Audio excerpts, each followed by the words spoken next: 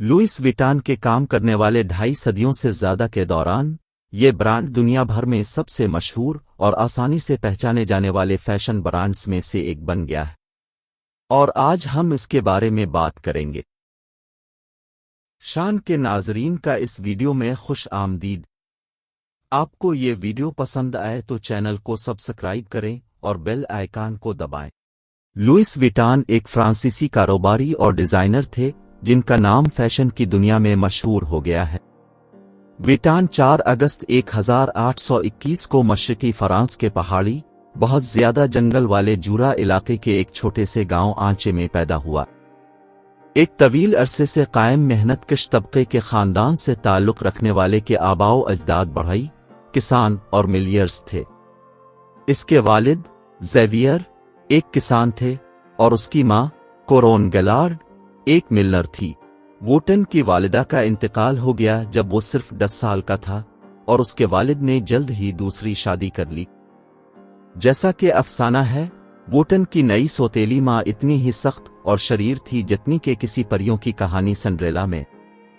एक जिद्दी और सरकश बच्चा अपनी सौतेली मां की तरफ से नाराज और आंचे में सूबाई जिंदगी से तंग आकर वोटन ने हलचल से भरे दारुल हुकूमत पेरिस की तरफ भागने का अज़्म किया। 1835 के मौसम बहार में काबिल बर्दाश्त मौसम के पहले दिन 13 साल की उम्र में वोटन अकेले और पैदल घर से पेरिस के लिए रवाना हुए। रास्ते में अपना पेट पालने के लिए अजीब और गरीब मुलाजमतें की और जहां भी इसे पनाह मिले वहीं ठहरते रहे।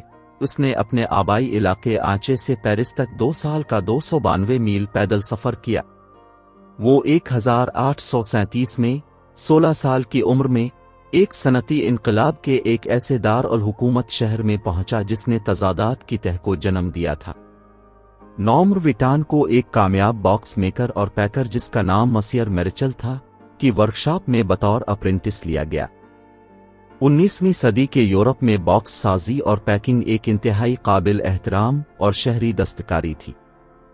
एक बॉक्स बनाने वाला और पैकर तमाम खानों को अपनी मर्जी के मुताबिक बनाता है ताकि वो अपने जखीरा करदा सामान को फिट कर सके और ज़ाती तौर पर डब्बों को लोड और अनलोड कर सके।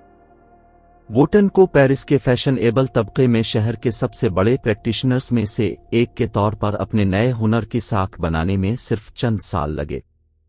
2 दिसंबर 1851 को वोटन के पेरिस पहुंचने के 16 साल बाद लुसम्पोले बोनापार्ट ने बगावत की। ठीक 1 साल बाद उसने नपोलियन III के नाम से फ्रांसीसी शहंशाह का खिताब संभाला।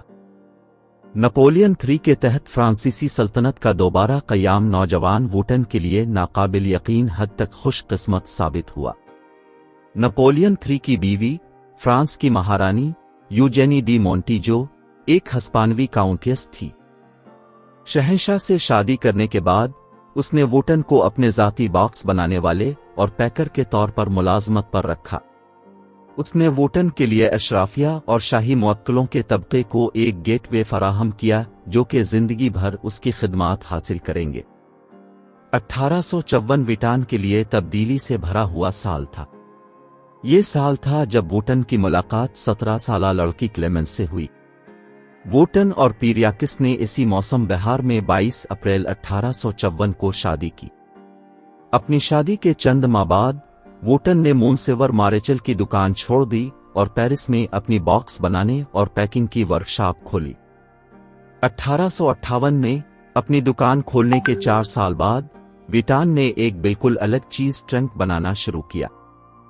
चमड़े के बजाय उसने एक सुरमई रंग के कैनवस से बना ट्रंक जो हल्का, ज्यादा पायदार और पानी और बदबू के लिए ज्यादा बेअसर था इसको तरतीब दिया।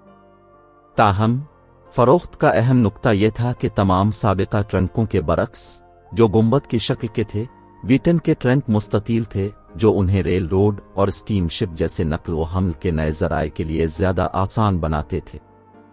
इन ट्रंक ने फौरी तिजारती कामयाबी साबित की और नकल व हमल में तरक्की और सफर की तौसी ने वोटन के तनों की मांग में इजाफा किया। 1859 में अपने सामान के लिए रखी गई दरखास्तों को पूरा करने के लिए इसने पेरिस से बाहर एक गांव में एक बड़ी वर्कशॉप में तौसी की। कारोबार उरूज पर था और वोटन को न सिर्फ फ्रांसीसी शाही खानदान बल्कि मिस्र के खीडेव इस्माइल पाशा से भी ज़ाती अहकामात मौसूल हुए। ताहम 1870 में फ्रांको प्रेशियन जंग के फूट पड़ने और उसके नतीजे में पेरिस के मुहासरे की वजह से वोटन के कारोबार में खलल पड़ा, जिसने एक खूनी खाना जंगी को रास्ता दिया जिसने फ्रांसीसी सल्तनत को तबाह कर दिया। जब मुहासरा बिलाखिर 28 जनवरी 1871 को ख़त्म हुआ, वोटन असनरस वापस आया और गांव को खंडरात में पाया। इसका अमला मुंतशिर हो गया, इसका सामान चोरी हो गया और उसकी दुकान तबाह हो गई। उसने फौरी तौर पर अपने कारोबार की बहाली के लिए खुद को वक्फ कर दिया। ये एक मुश्किल कोशिश थी, लेकिन महीनों में ही वो एक नए पते पर एक नई दुकान बनाने में कामयाब हो गया था। दुकान नए पेरिस के बिल्कुल दिल में वाक़े थी, जिसने इसे पहले से कहीं बड़ा दर्जा दिया और एक नए एड्रेस के साथ साथ ऐशो आराम पर भी एक नई तवज्जो मरकूज की। एक साल बाद इसने एक नया ट्रंक डिज़ाइन मुतारफ कराया जिसमें खाकिस्तरी कैनवस और सुर्ख धारियां थीं। सादा लेकिन पुरतायुश नए डिज़ाइन को पेरिस की नई अशराफिया ने पसंद किया और यह फौरी तौर पर ताकतवर तरीन तबकात की ख्वाहिश का मौजू बन गया। उसने एक लग्जरी ब्रांड के तौर पर वोटन के लेबल से जदीद आगाज किया। अगले 20 सालों तक लुइस ने आला मयार के लग्जरी सामान की इख्तिरा करते हुए काम जारी रखा, यहाँ तक कि वो 27 फरवरी 1892 को 70 साल की उम्र में फौत हो गया। वोटन अपने बेटे जॉर्ज को कारोबार से मुतारफ करवा चुका था। बाप और बेटे की जोड़ी ने सामान की तालाबंदी में इनकलाब बर्पा किया और जॉर्ज ने अपना लॉक सिस्टम मुतारफ किया और यहाँ तक कि अजीम जादूगर होडेनी को एलवी बॉक्स से बाहर निकलने का चैलेंज भी दिया।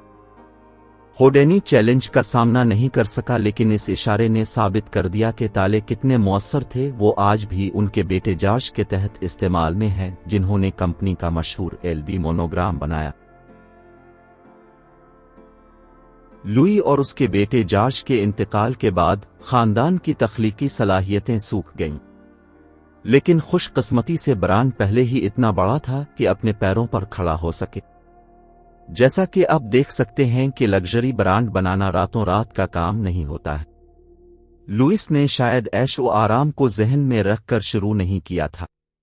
वो एक टूटा हुआ बेघर लड़का था जो सिर्फ रोजी कमाना चाहता था, लेकिन उसकी महारत और एतमाद और उसकी मानत ने इस ब्रांड को उसकी तारीफ फराहम की।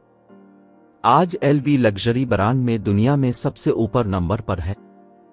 कंपनी दुनिया भर में 460 से ज़ायद स्टोर्स के साथ 50 ममालिक में काम करती है और उसकी कीमत $30 बिलियन से ज़्यादा है।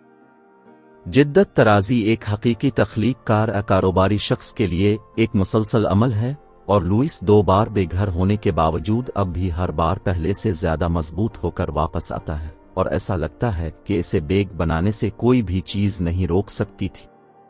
ये इसकी नाकाबिल यकीन कहानी थी कि किस तरह एक बेघर बच्चे ने $1 अरब की सल्तनत की बुनियाद रखी, जो आज भी एक सदी से ज़्यादा अरसे बाद भी कायम है।